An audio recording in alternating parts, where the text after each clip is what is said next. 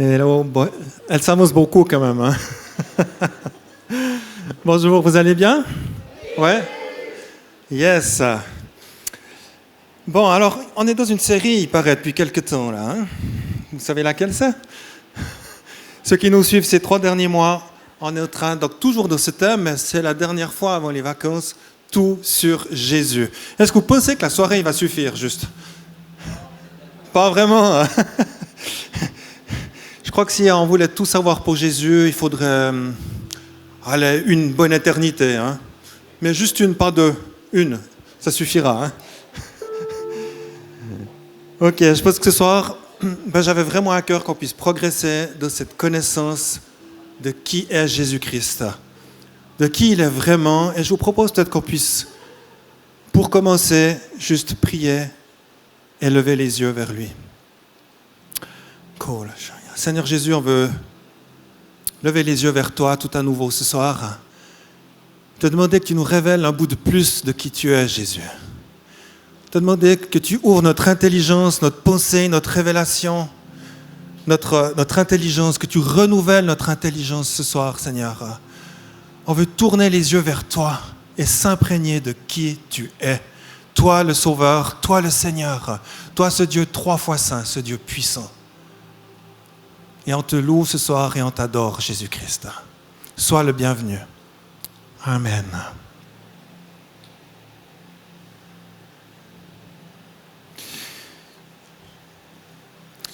J'avais à cœur, peut-être pour commencer,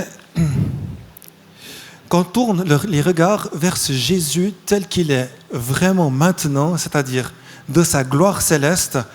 Et, il y a quelques passages dans la parole de Dieu qui nous parlent de son aspect tel qu'il est.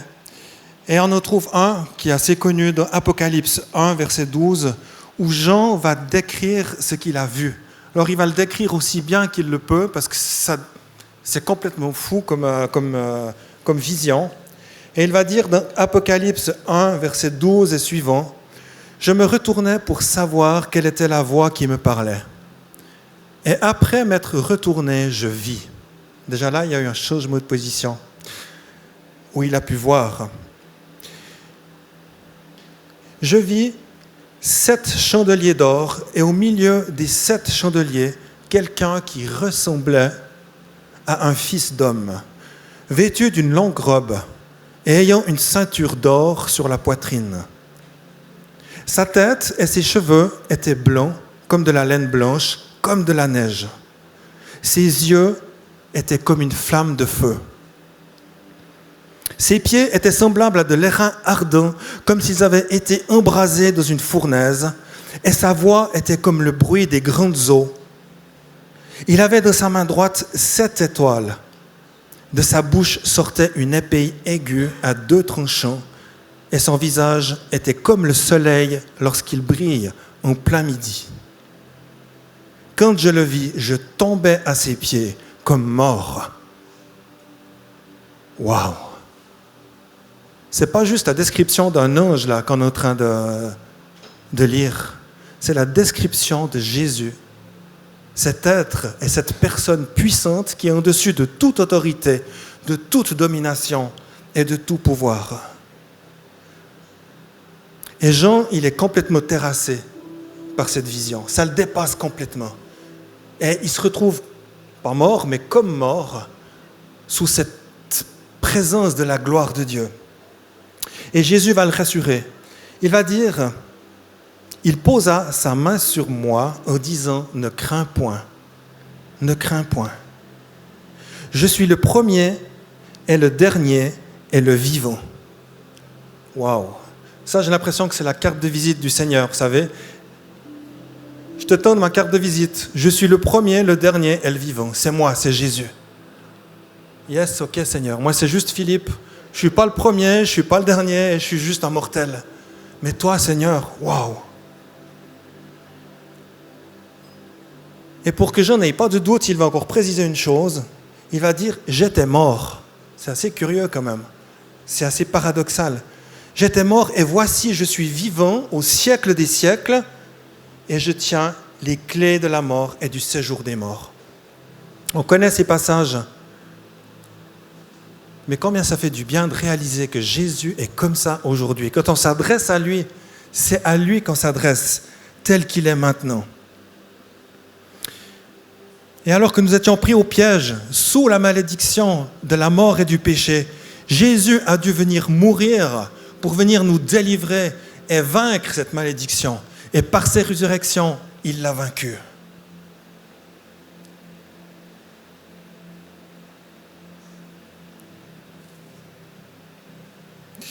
Je dirais que par sa résurrection, Jésus a ouvert une voie, vraiment une voie nouvelle, qui soit la seule par laquelle on puisse être sauvé. Il y a encore un autre passage qui nous parle de cette suprématie de Christ. C'est dans la lettre aux Colossiens, au verset 1, au chapitre 1, versets 15 à 20, où là, c'est Paul qui va aussi expliquer cette grandeur de Jésus-Christ. Et il va dire, dans Colossiens 1, verset 15, « Le Fils est l'image du Dieu invisible, le premier-né de toute la création. Car en lui ont été créées toutes choses qui sont dans les cieux et sur la terre, les visibles et les invisibles, trône, dignité, domination, autorité. Tout a été créé par lui et pour lui. Il est avant toute chose et toute chose subsiste en lui. Il est la tête du corps de l'Église, il est le commencement, le premier-né d'entre les morts, afin d'être en tout le premier. Car Dieu a voulu faire habiter toute plénitude en lui, il a voulu par lui tout réconcilier avec lui-même, tant ce qui est sur la terre que ce qui est dans les cieux, en faisant la paix par lui, par le sang de sa croix. »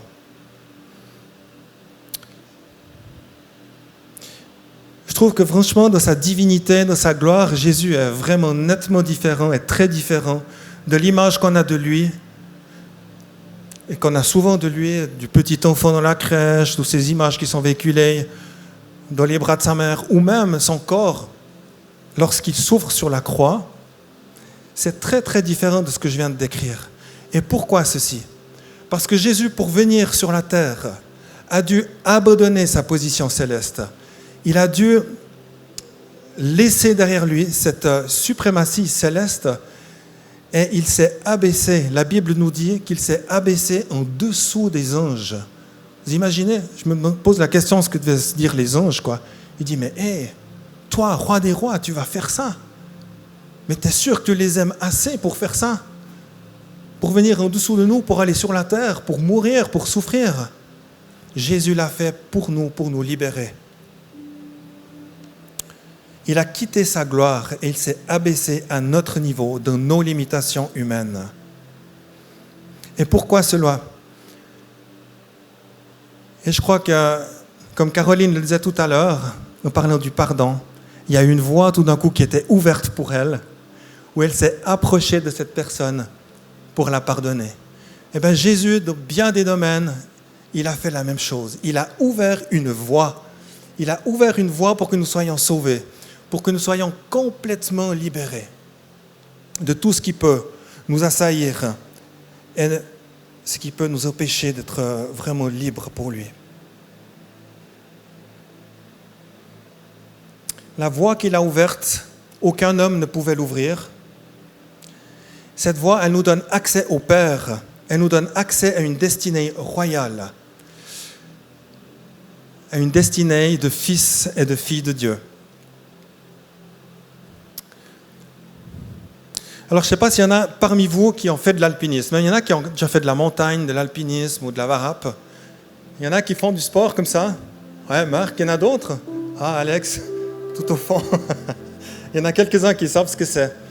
Vous savez, ouvrir une voie, quand on fait de la montagne, ce n'est pas la chose la plus simple.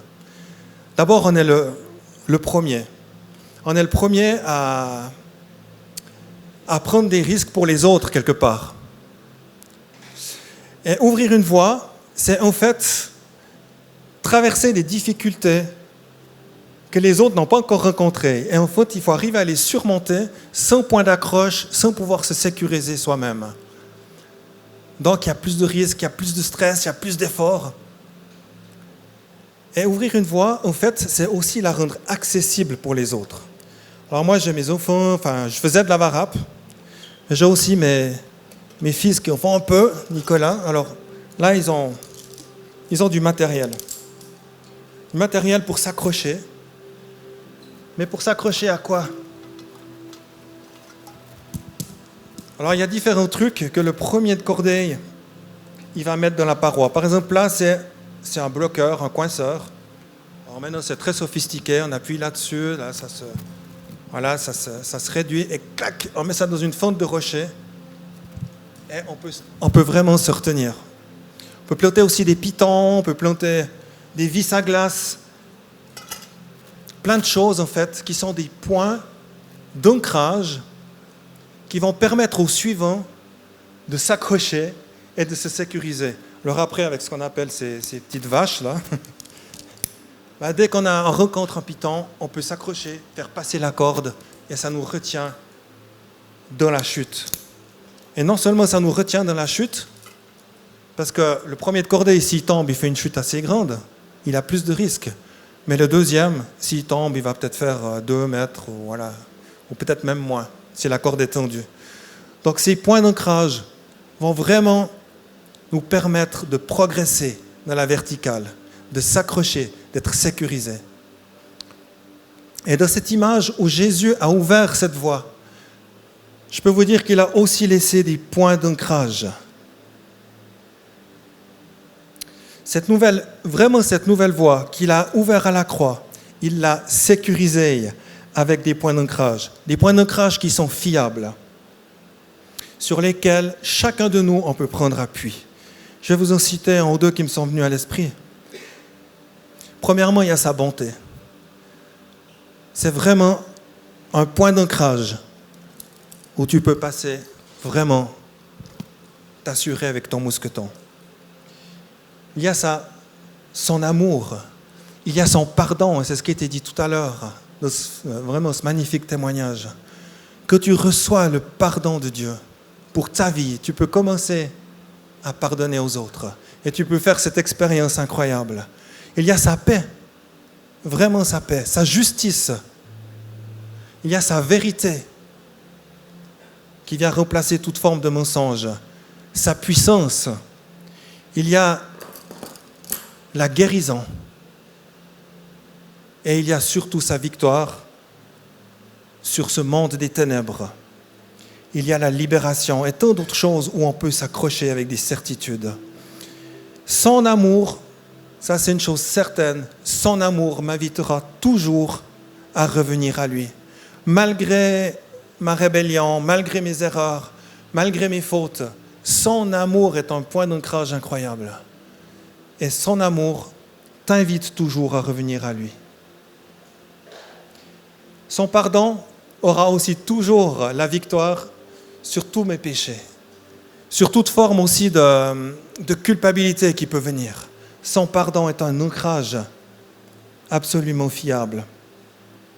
Et sa vérité, la vérité de Dieu, qu'est-ce qu'elle fait en général? Elle vient nous libérer de nos mensonges, souvent de notre honte, des faux raisonnements qu'on a sur nous-mêmes, sur les autres, sur plein de choses. La vérité de Dieu, que tu l'aies proclamée, que tu l'aies reçue, elle vient t'amener de ta véritable identité. Et puis sa puissance, c'est la réponse pour nous délivrer. Sa réponse pour nous libérer de toute addiction, de toute chose qui peut nous retenir vraiment dans des chaînes. Sa puissance est là. Il y a un truc qui est vraiment génial, je trouve, c'est que quand tu t'élèves avec le Seigneur et que tu prends de la hauteur, tu découvres automatiquement des autres paysages, des autres perspectives. Et dès que tu découvres ces perspectives, tu deviens quelque part un guide pour celui qui est juste derrière toi. Tu deviens une personne qui va pouvoir l'assurer quand il est dans des passages difficiles. Donc il n'y a pas besoin d'être tout en haut, il n'y a pas besoin d'être arrivé. Dès que tu es en marche, que tu suis le Seigneur, tu deviens toi-même une lumière, tu deviens toi-même un guide. Et je crois que c'est tellement, tellement important d'apprendre à connaître ce Jésus, de marcher dans ses traces et vraiment de s'élever avec lui.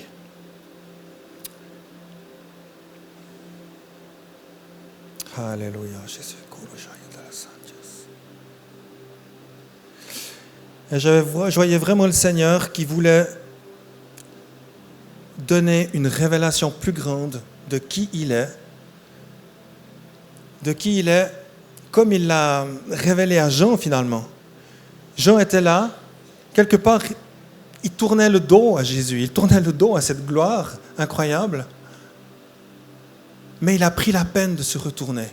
Et c'est aussi l'impression que j'avais au début de cette célébration, comme si Dieu est vraiment là, comme il est vraiment là, mais des fois on lui tourne juste le dos et on croit qu'il n'est pas là. On croit qu'il n'est pas dans notre situation. On croit qu'il est, quelque part, qu'il n'est pas intéressé par qui on est, mais il est vraiment là. Et ce soir, il veut se révéler avec plus d'intensité à qui tu es. Et je t'invite vraiment à regarder dans la bonne direction, à te tourner pour savoir quelle est la voix qui te parle. Il t'a peut-être déjà parlé souvent et tu n'as peut-être pas tout à fait réalisé qui il était. Je crois vraiment que Jésus cherche notre attention pour nous délivrer un message. Et plus on va de l'avant de notre marche, plus on se rend compte que Jésus a besoin de notre attention. Il veut nous délivrer parfois un message important pour notre génération. Des fois, on ne capte pas toujours. C'est ce qui s'est passé, par exemple, avec Ézéchiel. Vous savez, quand Dieu s'est présenté à Ézéchiel, il voulait vraiment lui transmettre un message important pour sa génération. Et quand il est arrivé vers lui, il a dit « Fils de l'homme, tiens-toi sur tes pieds. Tiens-toi sur tes pieds et je te parlerai. » Et parfois, nous, on a aussi besoin de nous tenir sur nos pieds pour entendre le Seigneur. Et aussitôt que Dieu lui a dit ça, dès qu'il lui a adressé ces mots, l'Esprit entra en lui et le fit tenir sur ses pieds. Donc, il y a une réponse de nous, mais immédiatement, le Saint-Esprit vient à notre rencontre. Et il est dit « J'entendis celui qui me parlait. »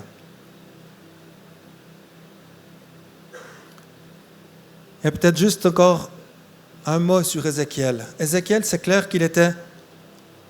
C'est un prophète de l'Éternel, mais je pense qu'il était découragé à ce moment-là. Il était découragé parce qu'il était en captivité à Babylone. C'est vraiment des situations où... des fois, on est dans ce genre de situation où tu te demandes si ça vaut encore la peine d'espérer que Dieu fasse quelque chose quelque part. Et Ézéchiel, il était un peu comme ça. Mais il y a quelque chose qu'il avait gardé. Il avait au fond de son cœur quand même cette présence de Dieu. Son cœur était resté attaché à l'Éternel. Bien que les éléments autour de lui, les circonstances, étaient vraiment pas top.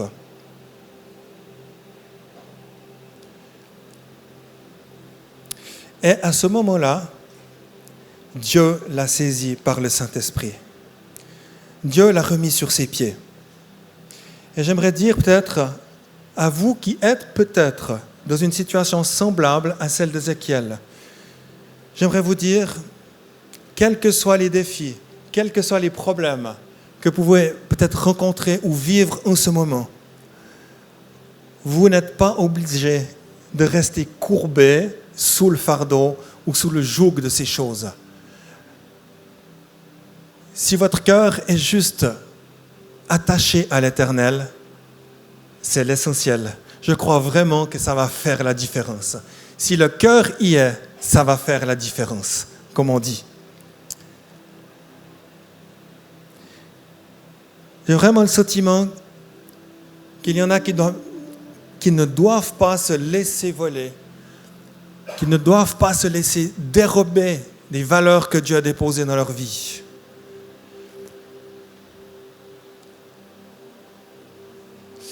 C'est comme une prise de conscience qu'il faut avoir. Parfois on dit « Ouais, c'est foutu, ça ne va pas le faire ». Moi je te dis foutu pour foutu, tu as meilleur temps de te lever. Tu as meilleur temps de te lever parce que Dieu va faire quelque chose avec ce qui reste. Vous savez, des fois on dit « Oh, ce qui reste de ma vie, ce qui reste de ma situation, finalement ce n'est pas grand-chose ». Mais ce qu'il reste d'une œuvre d'art ou d'une pièce de collection, ça a toujours une immense valeur, ça en a même encore plus. Et Dieu est le grand restaurateur des œuvres d'art. Et ce soir, il y a peut-être des domaines où ça va bien, mais il y en a d'autres où tu dis « Waf, je suis un peu comme ça ». je vais te dire, le Seigneur va restaurer ce qu'il y a à restaurer dans ta vie.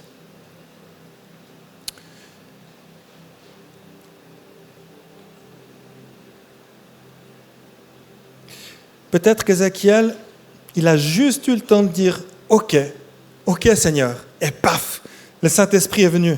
Le Saint-Esprit est venu, c'est marqué qu'il l'a mis sur ses pieds. Donc c'est une grâce de Dieu qui est là aussi. Et on en a besoin. On a besoin de cette onction de Dieu, de cette puissance de Dieu qui vient nous rejoindre dans notre quotidien. Je crois qu'il faut juste l'écouter, commencer à prononcer ces paroles sur notre vie, sur ta vie. Tu es fils et fille du roi des rois. Et ta position spirituelle t'est donnée par ton identité en Christ. Notre position spirituelle nous est donnée par notre identité en Christ. Et je crois qu'il y a quelque chose d'important. Ne définis jamais, mais jamais ta position spirituelle par rapport à ton état, mais définis ton état par rapport à ta position spirituelle. Vous savez, des fois, on se sent fatigué, on a chaud, on sait ce que c'est. Il y a des fois où on va bien, on pète le feu, d'autres où tout d'un coup, on se sent un peu au bout. Mais ça n'a rien à voir avec notre position spirituelle. Notre position, elle reste la même. Elle reste vraiment la même.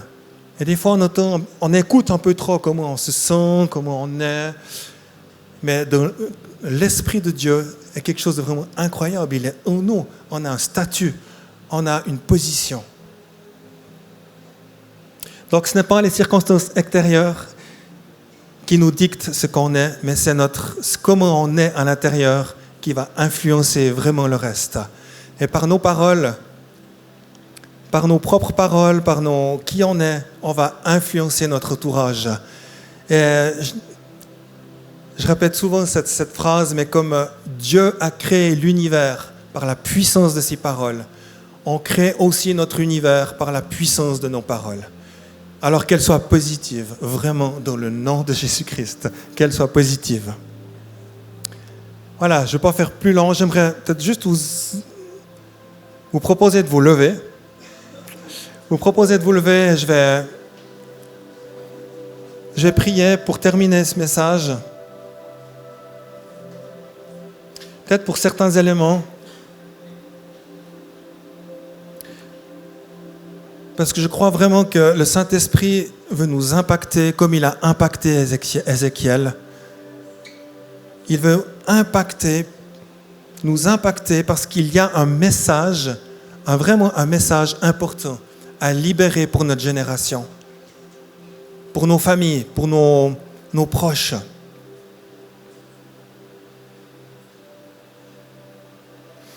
Et je crois aussi que le Saint-Esprit veut vraiment nous rétablir, et rétablir peut-être que tu es là ce soir, mais tu n'es plus dans ta position, tu n'es plus dans la position qui correspond quelque part à ton appel, à ta destinée.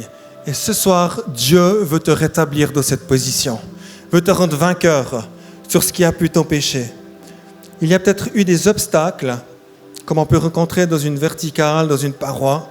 Des fois, il y a vraiment des obstacles qui paraissent infranchissables, insurmontables. On se dit, mais comment on va passer là? Et peut-être qu'il y a eu des obstacles qui t'ont retenu ou qui t'ont laissé sur place.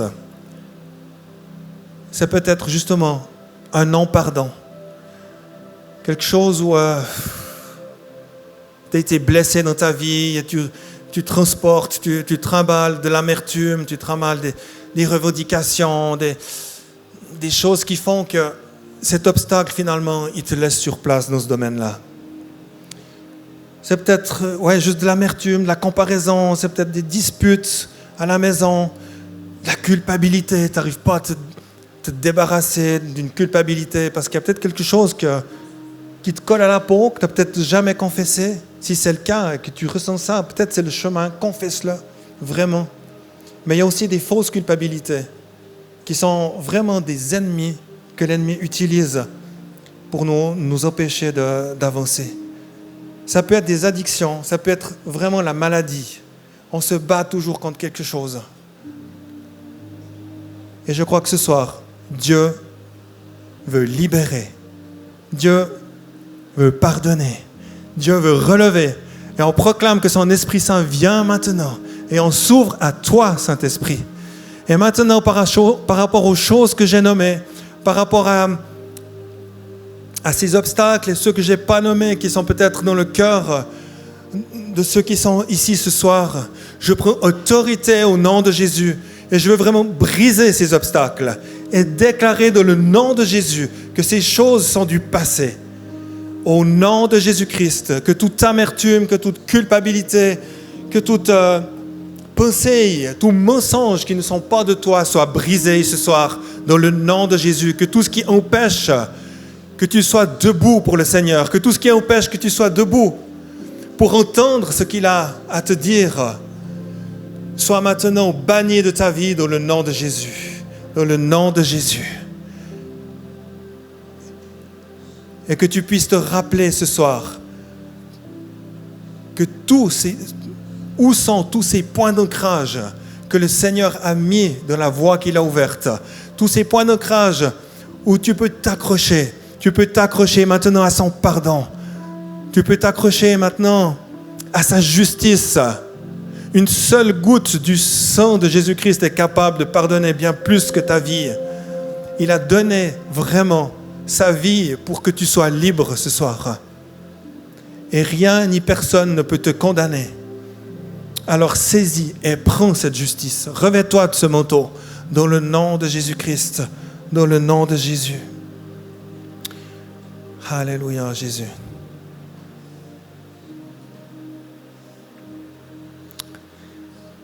J'avais vraiment cette pensée aussi, alors qu'on est au début d'un temps de vacances, un temps où les choses s'arrêtent un petit peu ici au dé, que comme je l'ai dit, de notre cheminement avec le Seigneur, on est tous guides pour quelqu'un d'autre, pour les personnes qu'on rencontre, pour notre prochain.